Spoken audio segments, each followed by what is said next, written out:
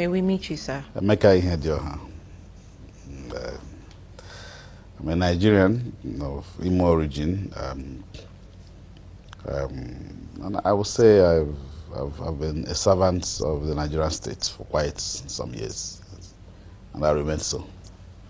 Now, you have become quite the example of ingenuity and leadership, creativity in thoughts, innovation in leadership. And there's been a lot of strength behind that persona. How did this come about? Was there a journey to this? I derive my strength from service to the people.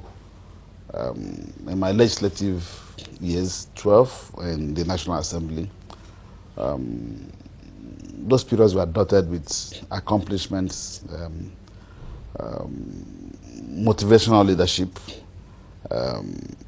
service to my committee, service to my constituency, service to the House. I was lucky to have had the privilege to have chaired an important committee on marine transport, and as chief whip, I was the servant of the people on the floor, and later deputy speaker. I presided over committee of the House, and that gave me a privilege and an overview of several activities in the House. I had a full insight into the workings of the National Assembly, and I stood Nigeria very, very well, and I thank God for all that. I believe in service. For the 12 years I served in the National Assembly, I always had constituency briefings for my constituents every 23rd December. It was a day that they look forward for us. It was an accountability day. And so for me, accountability has always been the watchword, and my politics revolves around the people. It's about the people, for the people, and would always remain by the people. And so going to governorship, I had taken time to understudy both the Nigerian state and my state. I had the opportunity and the privilege to have toured Imo State severally in various the nooks and crannies of our state, various clans, virtually every ward in the state, the 305 wards and local government areas several. So I understood the aspirations, their pains, the neglect, the poverty in the land, the yearnings, the wailings, the deprivation. And it was very important that we redefined the ways of governance. And so for me, taking the opportunity of being governor was to set the stage for men and women, young and old, that I could partner with. Anywhere I identify the star, I would fish such a person out to add value to the move today. And significantly, we transformed the economy of the state within a very short time. We transformed the infrastructure of the state within a very short time. We redefined the move, and then institutionally, we began to give life and hope back to the institutions of states. And that's significant. That was my watchword in the course of the campaign, and I'm happy I accomplished it. Interesting. Now let me come in here.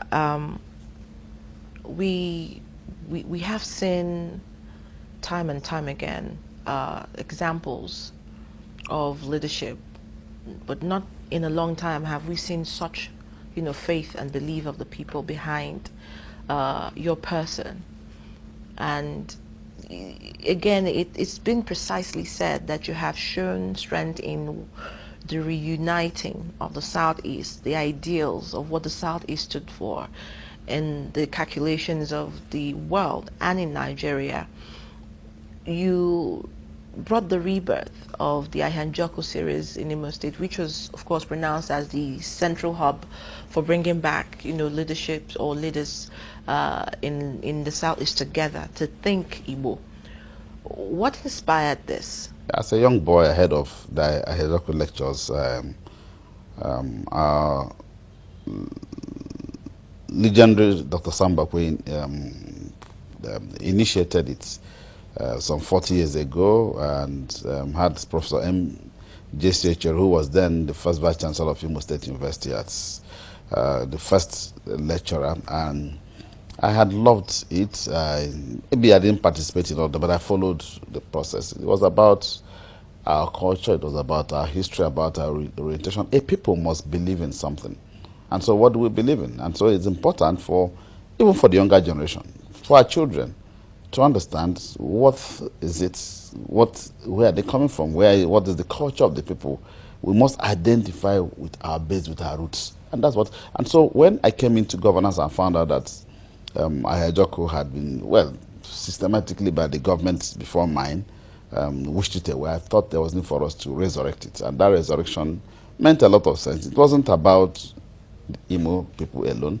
And so we had cause to invite our brothers from across the southeast and south states to come join us in celebrating our culture. And for me, it was a reorientation program. And I'm happy we did that. That's very significant. That's people who love their heritage do that, and I believe we love our heritage. And I think there's need for us to always link up with our history. That's the only way to go forward. And so I'm happy. And so Imo provided, by the centrality of our location, I've always said Imo is significant.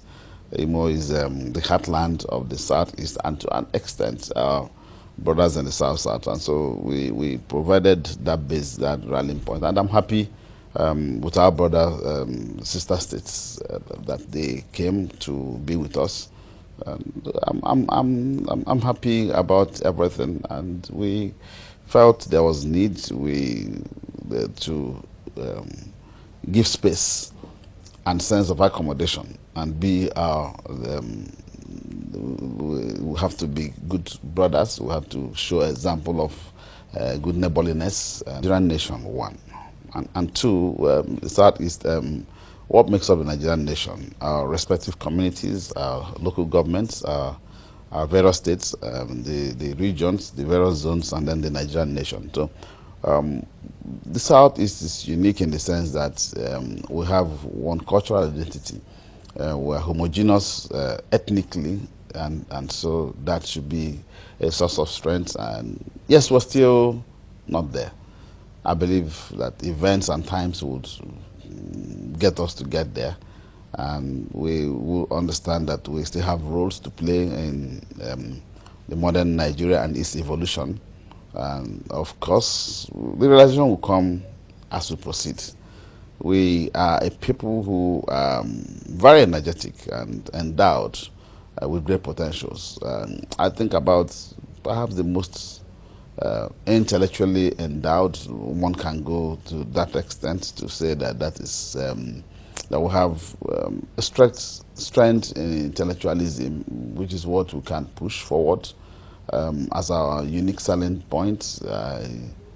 As governor of Imo State, I did say that we are not Lagos. I said we are not Abuja, we are not Rivers, but what do we have? Our intellectual capacity, and that we need to take a leap from that base, take a leap from that capacity, take a leap from that incipient resource to move forward. You must be identified with it. So I think the Southeast will find its foot. Yes, right now it looks like different states are on there, but I'm sure as events get shaped up, we'll find the need to be together. But I must say that my implicit confidence in Nigerian state is unwavering. It's unwavering. Nigeria remains a great nation. The potentials in our country are huge, and I believe that even the events of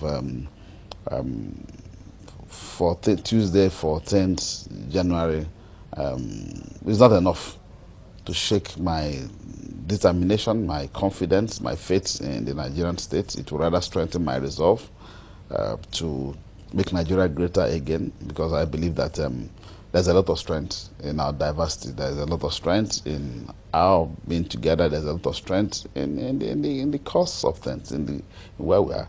About the greatest African nation. And so you can't be a greater nation in division.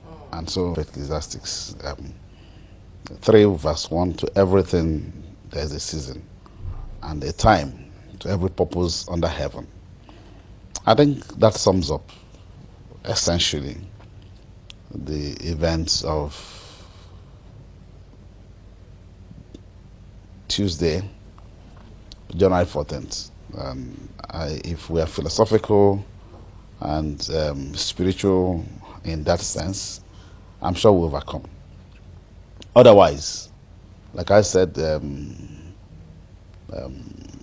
I've been battling to rationalize, and of course, I don't think anyone had so far been able to rationalize the pronouncement of the Supreme Court. I believe that I believe that somehow there will be need to resolve those issues. Going back to the judgment, on the 14th of January, Tuesday, 2020, there was a sense of solemn, melancholic, disgruntled despair felt in Imo State at that judgment. People felt a sense of betrayal at their rights and their votes. As a true Democrat, how do you advise people to surmount the whale, to stay ahead of the fall of our institutions, especially in a history or in a period like this? What is your message to the Imo people? The continual survival of our democratic system. That event has obviously put both the judicial and electoral systems on trial. And I'm certain, no matter the divide you belong to, you will know that there is an issue that must be resolved somehow, one way or the other.